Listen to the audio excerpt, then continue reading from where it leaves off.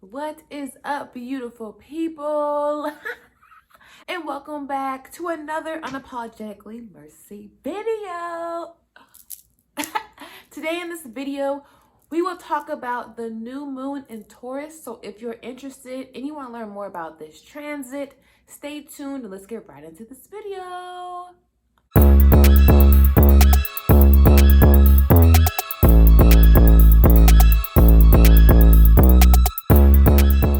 First off, new moons are always a good time for you to set intentions and manifestations.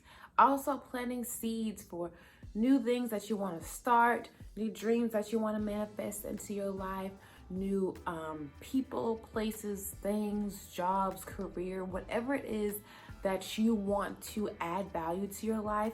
This is that time where you should be setting those intentions, writing them down in a journal, writing them down on a note card, burning it during your new moon ritual so that you can start manifesting those wonderful things that you are wanting for yourself. So the new moon in Taurus will take place on May 11th around 2:59 p.m. Eastern Standard Time. The time of the new moon will be different if you are in a different time zone, so look that up for your time zone area. Okay, yeah.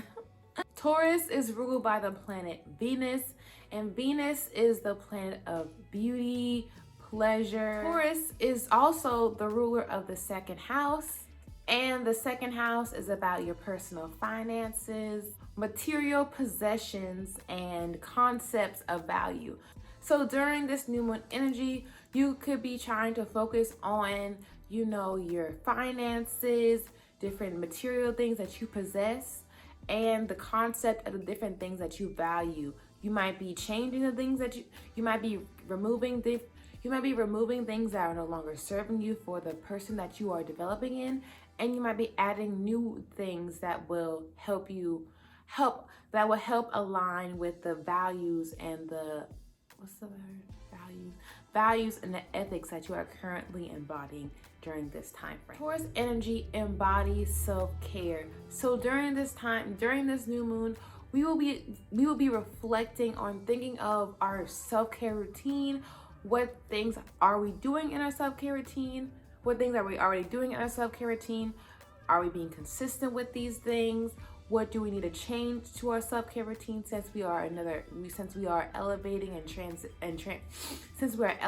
and growing and healing, and certain things that we might have started in our self-care routine may not still help us, may not help us in the same way they used to help us when we first started our self-care routine.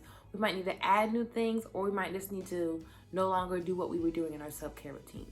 So during this time frame, you might be asking yourself, where have I felt discomfort or inner tension surrounding certain areas of my life? So for example, when it comes to your personal finances, maybe you are maybe you're feeling discomfort for the job that you're working. Maybe the work environment is no longer serving you for your highest good, and maybe you're looking for other jobs, or maybe going towards your passion. Or another example would be like your material possessions.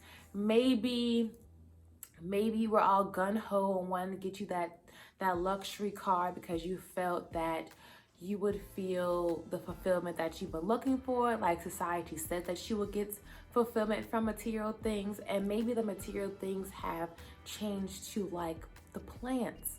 Maybe you want to get more into gardening. Maybe you want to get more into, grounding practices and, being one with nature.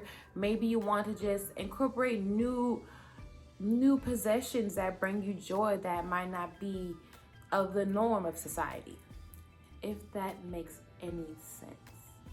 During this time, you might be feeling an activation and the need to change and start fresh in a situation that brings you value. So maybe there is old friendship that has been crossing your mind, and you might want to rekindle that situation because it brings so much joy and value to your life.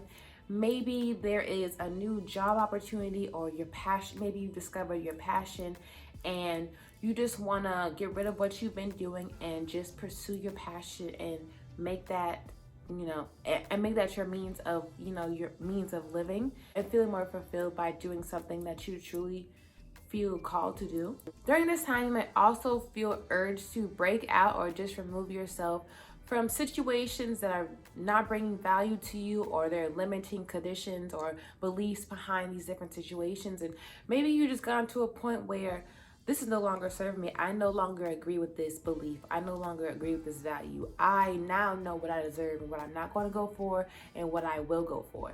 And so that means, you might be cutting off coworkers, cutting off a job, cutting off a relationship, cutting off or putting up boundaries towards, family and friends. You know what I'm saying? To tie back into what I mentioned earlier about Taurus embodying, the self-care energy. When it comes to self-care, we have to take the time and think of what are some things that we truly value, what are the boundaries that we're wanting to put in place, who do we want to put the boundaries in place with, and what situations, places, beings, or things are no longer reflecting your well-being. This is really going to be a great time for you to just sit back, retreat, and just focus on loving yourself, putting yourself first. Maybe during this time you've been realizing how much of a giver that you have been to other people, and how that can drain your energy if you have not properly taken care of yourself first. So yeah, maybe you do have to become selfish by putting yourself first. It's not always the easiest thing, especially being a natural giver, to actually say, hey, I need to put focus and value into myself first so I can love myself or do what is best for me and my energy. And then once I'm in my balanced energy, I will be able to properly give to the people that I want to give and serve and help with.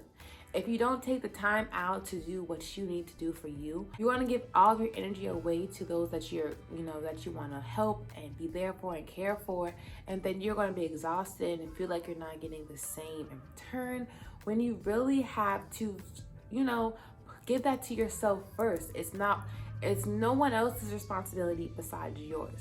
So put yourself first. Yeah, some people might see you as being selfish or, oh my gosh, you've changed, but in all reality, you are the one that is paying your bills. You are the one that is, going towards your goals. So you have to make sure your energy is right, your mental is right. And if it's not, you're not going to be able to manifest things that you're wanting in this life. Or your values might not be where you are trying to actually go because you haven't taken the time for yourself to figure out where you are and what you really want. That's food. Excuse that thing. So yeah, how will this transit impact me personally? I would say look at your Taurus placements, especially your personal planets, Sun, Moon, Rising, Venus, Mercury, and Mars. Also check your second house placements since Taurus rules that house. Yeah. So that's all that I have for you guys today on the new moon in Taurus. So if you have made it to the end of this video, in the comments down below, leave a Taurus emoji or a moon emoji to let me know that you have made it to the end of this video, or share in the comments down below what area of your life has been bringing you discomfort that you are no longer willing to accept. What area of your life is transitioning and changing for the betterment of your well-being? Leave that in the comments down below. Start that combo with your girl, okay? And until next time, you guys continue to go towards your dreams, continue to put yourself first, continue to love yourself first. So no matter if anyone leaves or if anyone doesn't value you, you will know that you are deserving, you are loved, you are confident, you deserve all the manifestations, all the things that you're trying to co-create into this lifetime, okay? Until next time, you guys, be blessed.